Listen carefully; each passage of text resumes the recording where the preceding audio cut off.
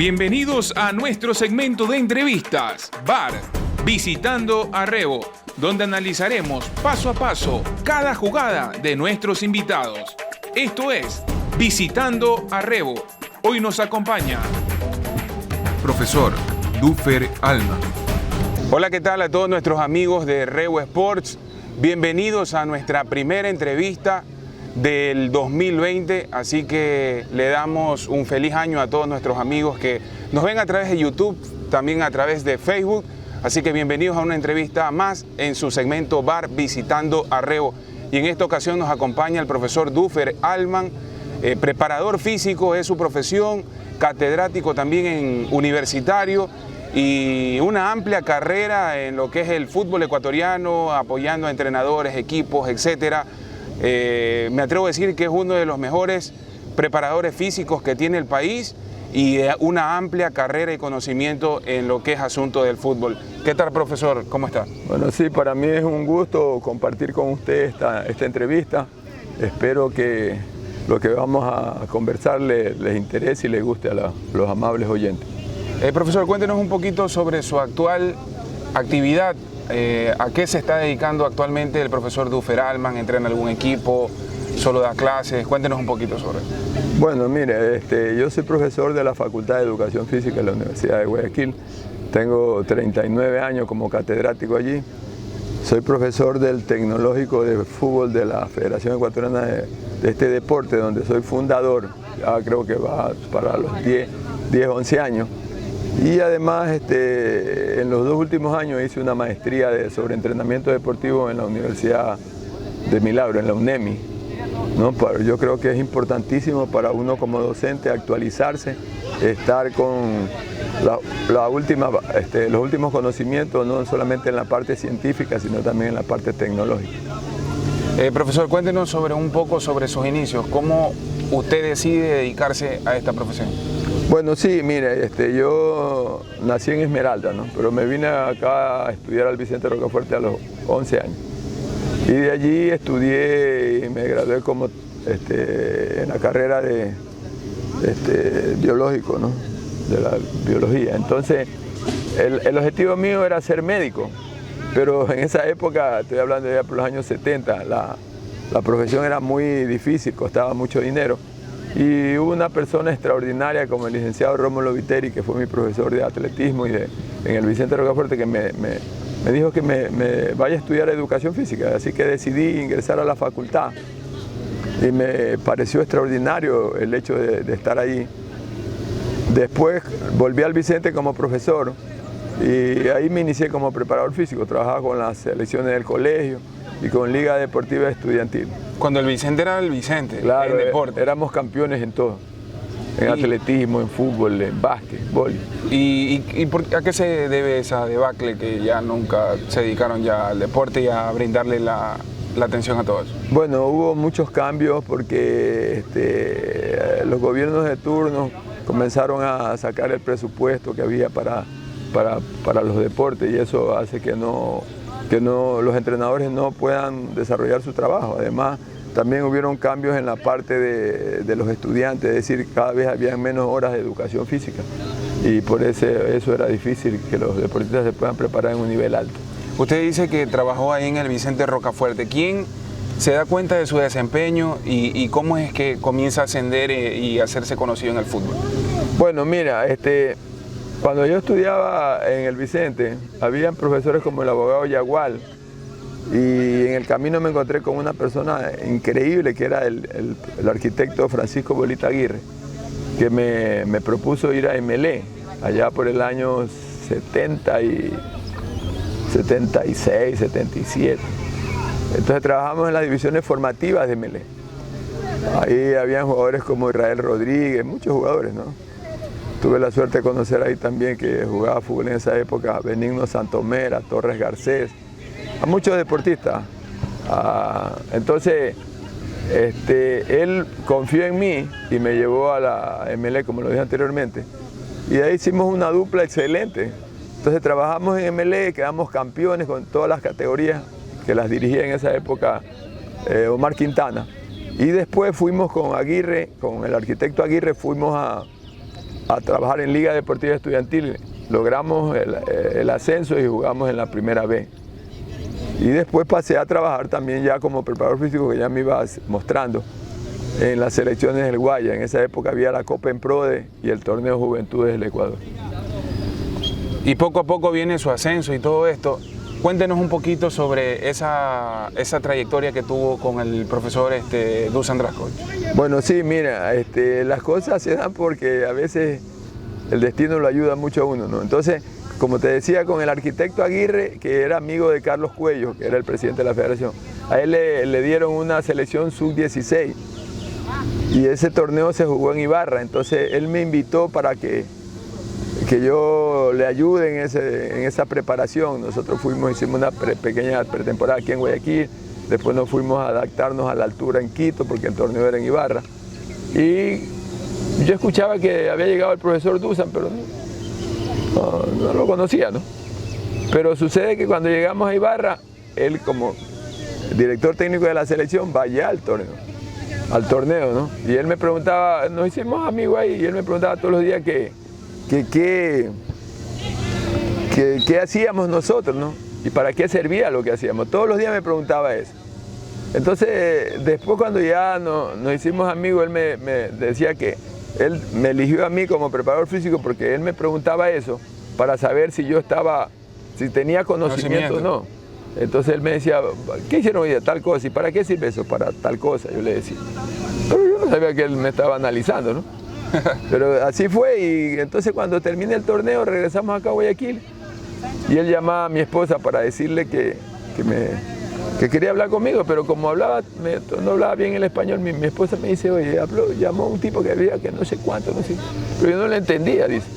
Hasta que después me di cuenta, fui a la federación y él me dice, mira, yo te estaba esperando para que hables con Carlos Cuello sobre tu contrato. ¿Contrato? Sí, me dice, ¿y qué? ¿Para qué? Para la selección mayor. Imagínate, para mí fue algo extraordinario porque yo en esa época no había trabajado a nivel de clubes profesionales, con excepción de liga, ¿no? Que era de la B nada más. Porque yo en realidad siempre veía aquí en las selecciones ecuatorianas en cuerpos técnicos extranjeros. Entonces, cuando tú todos los días miras y ves eso, parece como que le parece imposible a uno como ecuatoriano tener una oportunidad, ¿no? Es como que un director técnico ecuatoriano dirige en este momento la selección. Exactamente. Entonces, lo importante es que yo siempre creí en el conocimiento. O sea, eso sí, como te dije, estudié en el Vicente, un colegio emblemático de aquí de la ciudad de Guayaquil, donde los profesores te enseñaban mucho. Entonces, eso fue fundamental, ¿no? Para poder después plasmar eso ya en la parte práctica, porque una de las cosas que yo tengo clara es que la parte final del conocimiento lo da la práctica, y la práctica es el criterio de la verdad. ¿Cómo se siente al ser parte de esta historia del fútbol ecuatoriano, de los que empezó el profesor Dusan Draskovic? No, bien, ¿no? Muy bien, porque yo siempre digo que cuando yo estaba en la selección, porque tuve la suerte, en primer lugar, de estar en todas las categorías del fútbol ecuatoriano. Usted ve que en estos momentos estoy trabajando con alumnos, pero yo he trabajado en sub-15, sub-17, en sub-20, en mayores. Entonces ha sido extraordinario porque nosotros tuvimos la suerte de trabajar, por ejemplo, con jugadores que para este país han sido extraordinarios, como el caso de Iván Hurtado, de Agustín Delgado, de Ulises de la Cruz, de Capurro, de Jorge Quiñones, de Aguinaga. Esos son jugadores emblemáticos del Ecuador. Entonces, esos jugadores, como el caso específico de Iván Hurtado y de Agustín Delgado, de Ulises de la Cruz, Dusan los tomó pequeños, 14 años. Entonces, esos jugadores fueron madurando y logrando cosas que uno las vio. Entonces, tú te das cuenta que cuando la persona se hace una evaluación y el jugador tiene condiciones, se puede mejorar mucho. Que esa experiencia es la que vale, porque la experiencia como tal tiene su importancia, pero yo creo que no solamente es la experiencia, sino lo que uno hace con esa experiencia. Profesor, cuéntenos un poquito sobre su paso con el Emelec del Palillo Torres Garcés. Bueno, claro. Nosotros en 1994 estábamos trabajando para la Ecuatoriana de Fútbol con el profesor Carlos Torres Garcés, que es una excelente persona y un gran amigo mío. Entonces estábamos en Esmeralda observando jugadores para una sub-20. Y ahí nos llama el economista Rollero y nos dice que quiere que vengamos para convocar unos jugadores para un partido que se iba a jugar con Argentina, que efectivamente se jugó en el Monumental. Y entonces hicimos esa convocatoria, tuvimos la suerte de jugar contra Argentina y ganar ese partido con un gol de Byron Tenorio, porque eso era previo al Mundial del 94 que se jugó en los Estados Unidos. Y entonces parece que después de ese partido el dirigente de Emelec, que era el señor, ¿cómo se llama? El del Banco del Progreso, doctor Aspiazo, excelente dirigente, extraordinaria persona. Él decidió contratarnos, pero ya el campeonato se estaba jugando y que en base a eso se pudo desarrollar esa situación y nosotros logramos el campeonato. Y en la segunda tanda en la que llega a Emelec, con el Palillo Torres Garcés. Claro. No. ¿Qué tal esa experiencia con esos jugadores? Bueno, en esa primera oportunidad nosotros no solamente fuimos a Quito también, hicimos un trabajo de adaptación a la altura extraordinario. Y ya en la segunda oportunidad, que fue en el 2006, con el doctor Hidalgo, que es otra persona increíble, hicimos un trabajo excelente con poco, ¿no? Con poco dinero, pero que también fue muy positivo para nosotros, porque quedamos vicecampeones cuando podíamos haber quedado campeones con una plantilla bastante reducida, ¿no? Me habla de cuando estuvo Novoa, sí, Mondaini, Escalada, todo eso. Y en esa ocasión también entrenaba con nosotros la Tuco Ordóñez, sino que no se lo pudo inscribir porque se lesionó y por eso no jugó con Emelec, porque nosotros ya teníamos en mente inscribirlo, pero se lesionó y por eso no. ¿Usted fue el que le puso la tuca a Roberto Ordóñez? Claro, nosotros entrenábamos en el 2005 en la SPOL con el profesor Otto Morcillo. Y de allí nosotros, un profesor, el profesor Mina, Marlon Mina, lo llevó allá y yo lo veo, ¿no?, con una potencia, le hago unos test físicos, lo vemos jugar y ahí él decía que jugaba de defensa. Yo le dije, no, tú de defensa no puedes jugar, tú tienes que jugar de delantero. Y ahí le pusimos, yo le digo al profesor Otto Morcillo, le digo, pero míralo, es una tuca. Entonces, desde ahí en adelante ya se quedó con esa. En Esmeralda se le dice tuca, una cosa bastante voluminosa y fuerte, ¿no? Entonces, de ahí ya se quedó. Y yo le pregunté un día, le digo, ¿te gusta que te digan la tuca? Sí, dice, no hay ningún problema. Entonces ya se quedó con la Tuco Ordóñez. Profesor, cuéntenos un poquito, ¿qué le parece la llegada del nuevo director técnico a la selección ecuatoriana? Bueno, yo creo que la venida de técnicos europeos, si analizamos la presencia de Dusan desde hace muchos años acá, yo creo que tiene que ser positiva porque vienen con una nueva metodología, o sea, con una metodología de entrenamiento que es la integral que trajo Dusan. O sea, vienen con otra mentalidad, con un criterio más amplio de lo que es el fútbol a nivel mundial. De tal manera que yo creo que eso, desde todo punto de vista, es positivo para nosotros, ¿no? Yo creo que lo fundamental es que estemos muy abiertos a receptar esos conocimientos, a entender lo que quieren ellos para poder crecer, porque la idea de la federación es que el entrenador ecuatoriano cada vez se prepare más y que tengamos mejores futbolistas, porque nosotros disfrutamos de la selección, pero tenemos que ese disfrute tiene que tener un valor más importante cuando nos demos cuenta que podemos muchísimo más, ¿no? Que nuestros jugadores creen en lo que le están impartiendo, creen en su capacidad y la pueden plasmar en la cancha. ¿Y ustedes tuvieron alguna resistencia cuando vino Dusan? Bueno, como resistencia no, porque, o sea, nosotros cuando íbamos primero que hubo una gran expectativa y que creo que Dusan la superó con creces, ¿no? De tal manera que en ese sentido no ha habido ningún problema. O sea, a veces habían pequeños inconvenientes cuando se seleccionaban los jugadores porque todo el mundo quería poner su jugador, pero después se les explicaba por qué tal o cual jugador. Eso es importante, dejar claro, porque el fútbol no solamente es técnico, no solamente es táctico, sino que también es físico y también es psicológico. O sea, si uno tiene una gran capacidad física y técnicamente no tiene coordinación, no va a poder jugar. Entonces todas esas cosas tienen que ser, todas estas capacidades tienen que ser desarrolladas de acuerdo a la edad del niño.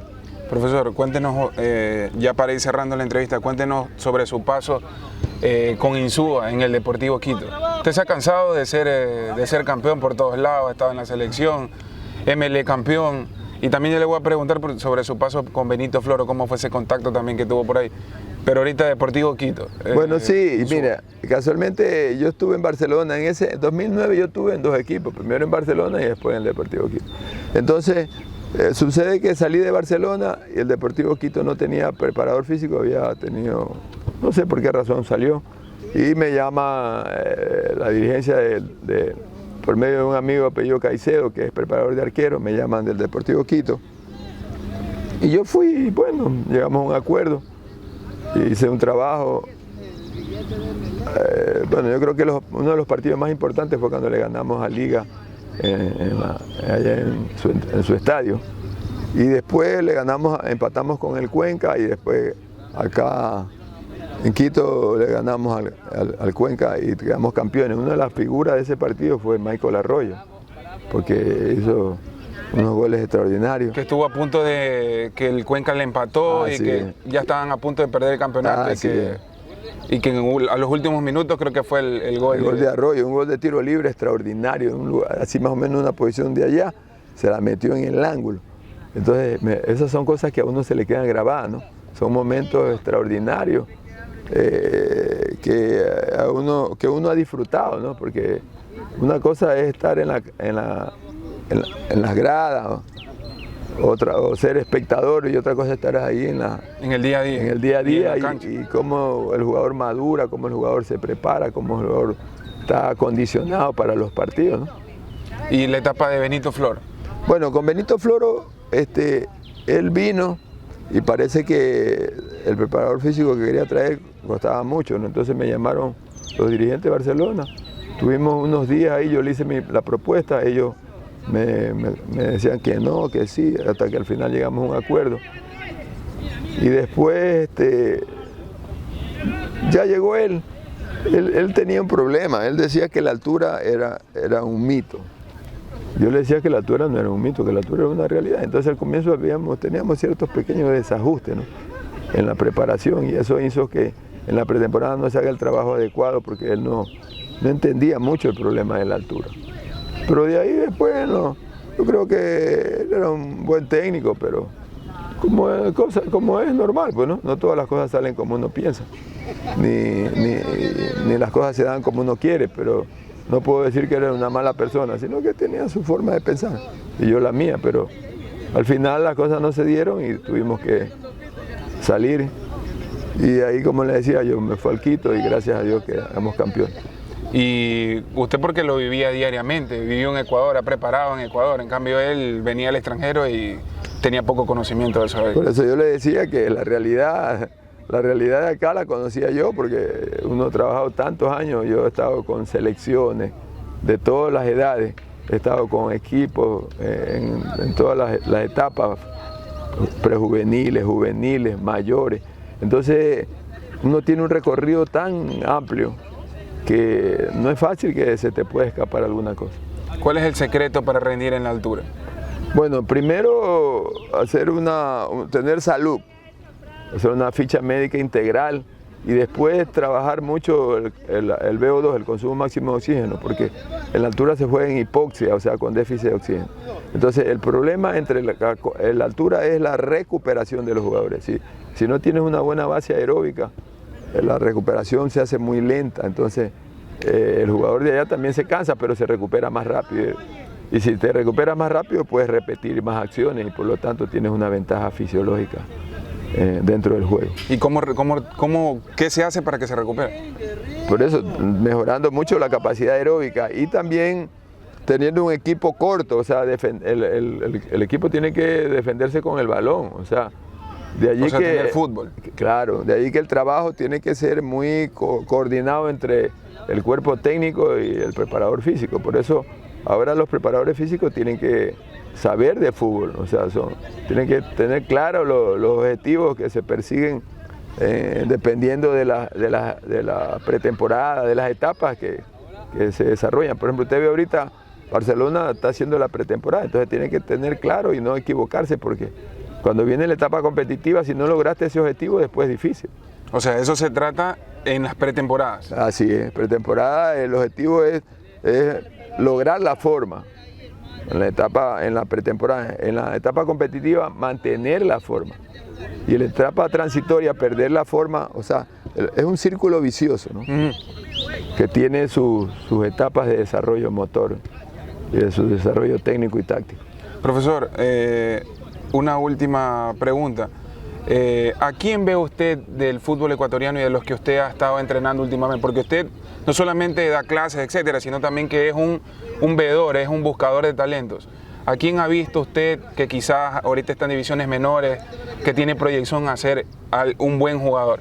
Así como lo vio en la Tuca en su momento, ahora, de los de ahora, ¿a quién usted ve que dice este tiene condiciones y en un momento va a brillar? Sí, aquí hay muchos jugadores porque el problema es que yo veo que el futbolista ecuatoriano le falta más trabajo en las bases, o sea, cuando se trata de la parte coordinativa que se transforma después en técnica, ¿no? Y eso hace que aparezcan los jugadores ecuatorianos, aparecen más tarde. Usted ve en Argentina, en Brasil, los jugadores a los 18 años están jugando en primera, pero acá los jugadores aparecen como figura a los 20, 21, 22 años, ¿no? Entonces no es tan fácil decir este va a ser figura porque a veces le falta esa parte, ¿no? Pero yo tengo mucha fe que aquí van a haber en corto tiempo muy buenos jugadores, buenísimos jugadores, pero falta que la federación se centre más en la formativa. Entonces, para que un país tenga un alto nivel en fútbol tiene que haber una correcta organización, tiene que haber infraestructura. Independiente. Claro. Como independiente. Claro, pero aquí, por ejemplo, en Guayaquil, yo creo que falta más cancha. Usted ve que estamos ahorita aquí en este complejo, pero falta más canchas porque Guayaquil tiene una población flotante de unos casi 3 millones de habitantes, pero ¿cuántas canchas públicas hay? Casi no hay ni una. Entonces eso incide en que la juventud tiene que jugar indoor, porque no hay espacio para jugar fútbol. Entonces usted va a Chile, Argentina, Brasil, usted desde que llega al aeropuerto hasta que entra a la ciudad hay unas 40, 50 canchas, solamente para que el pueblo juegue. Entonces eso aquí no existe. Entonces tenemos que darnos cuenta de ese detalle que es muy importante. ¿Y qué jugador usted recomendaría para en este momento que le ve condición? Bueno, por eso te digo, hay mucho, pero en este Uno momento... puntual, pues usted vio a la Tuca y usted dijo, ese muchacho va a brillar y ahorita, bueno, ya fue a la selección hace 2, 3 años. Claro, yo creo Ahora que puede estar, no me acuerdo bien el nombre, pero uno que juega en Independiente, en Católica que jugó, ¿cómo se llama ese? Que metió el mejor gol de la serie. Cifuentes. Cifuentes yo lo veo futbolísticamente bien. Ahora habría que analizar la parte social de él, la parte afectiva, la parte volitiva, ¿no? La parte cognitiva, o sea, la parte mental del jugador, ¿no? Porque a veces hay jugadores que también se marean un poco, se confunden y eso no los deja desarrollarse. Fue contratado, y hablando de Cifuentes, fue contratado para la MLS, Pero yo le digo, Los Ángeles. Él tiene condiciones. Entonces, pero ahí yo creo que los jugadores en ese caso necesitan un psicólogo para que los oriente un poco, porque usted sabe que no son personas que están acostumbradas, o sea, no hay un proceso que está acostumbrada, que cada rato lo estén entrevistando, que aparece. O sea, cuando no los conoce nadie, las chicas ni se le acercan, pero cuando ya los conoce, no se acercan una, se acercan 50. Entonces él tiene que manejar esa parte, que ese es el problema del jugador de fútbol. Ecuatoriano. Claro, el ecuatoriano. No, el ecuatoriano, porque a veces el ecuatoriano, el éxito, o sea, entre el éxito y el fracaso hay una línea. Entonces, por ejemplo, yo le pregunto a ustedes, si Fuentes desde antes de estar en la selección, ¿quién lo conocía? Nadie. Eso. Entonces ahí viene el problema. Ahora lo conoce mucha gente y esa gente se le acerca. Entonces hay que ver cómo su mente de él mecaniza eso, lo analiza eso.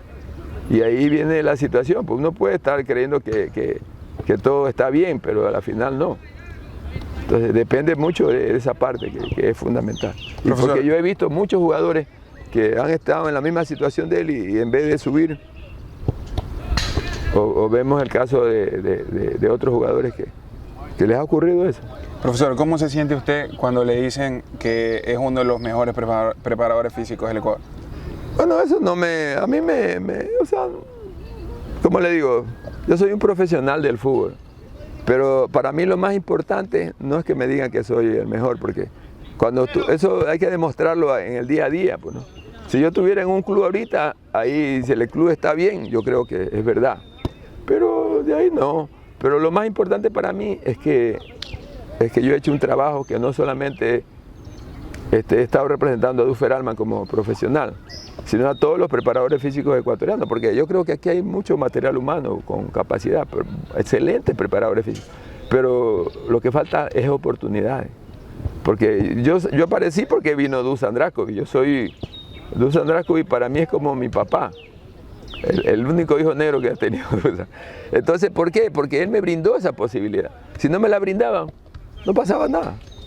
Entonces, el problema es que necesitamos que los ecuatorianos tengamos más oportunidades, porque capacidad tenemos. Pero ahí radica el problema, que no tenemos tantas oportunidades. Y por eso no podemos mostrarnos. Un gran director técnico ecuatoriano para usted. Bueno, actualmente, de la actualidad. Bueno, Vélez, ¿no? Vélez porque ha demostrado con un equipo chico como Macará que tiene el conocimiento, ¿no? Entonces me parece que él es el mejor representante en estos momentos del fútbol ecuatoriano. ¿Y de los años que usted ha vivido y en general? Bueno, si me tuviera que referir a alguien, Torres Garcés. Torres Garcés es un excelente técnico, él aprendió mucho con el profesor Dusan. Ahora estuvo en España 7 años, él ha hecho muchísimos cursos allá. Un hombre que está súper capacitado para dirigir sin ningún problema, tiene personalidad, tiene carácter, tiene conocimiento, que son los elementos que se requieren, tiene facilidad para expresarse, todas las cosas que necesita tener un técnico, porque el técnico tiene no solamente que trabajar, sino convencer a sus jugadores. Profesor, ¿es cierto que en MLE los jugadores se acercan a usted a pedirle consejos y todo eso? Claro, porque, mira, yo siempre tuve un acercamiento muy bueno con los jugadores, porque, como dijimos al inicio, yo trabajé en divisiones menores en la Federación Deportiva, en la Ecuatoriana de Fútbol y en la Asociación de Fútbol del Guaya, por ejemplo. Entonces esos jugadores como Raúl Avilés, como Jorge Quiñones, muchos de esos jugadores llegaron a la selección mayor. Entonces siempre eso es importante, conocer a los jugadores y ayudarlos a que sigan creciendo. Por lo tanto, ellos creían en uno, y si estaban equivocados, yo les decía, mira, me parece que las cosas son por acá, ¿no? Y ellos decían, ya después decidí, dependía de ellos, ¿no? Pero uno trataba siempre de darle consejos positivos, cosas que lo ayuden a crecer, y yo creo que en ese sentido no me equivoqué, porque la mayoría llegaron a ser muy buenos jugadores. ¿Y alguna vez le dio algún consejo a Michael Arroyo? Sí, con Michael Arroyo yo lo conocí en MLE, entonces, en el 2006. Y yo le di muchos consejos, especialmente en MLE y fundamentalmente cuando estuvimos en el Quito, porque hablábamos mucho, porque nos conocíamos, ¿no? Y entonces siempre uno habla, pero al final la persona decide, ¿no? Profesor, muchísimas gracias por la oportunidad. Bueno, esto ha sido la entrevista con el profesor Duffer Allman. Espero que la hayan disfrutado y hayan conocido de su amplia trayectoria en el fútbol ecuatoriano. Les agradecemos a todos nuestros amigos, suscríbanse a nuestro canal, síganos en Facebook para más entrevistas como esta. Será hasta la próxima, chao.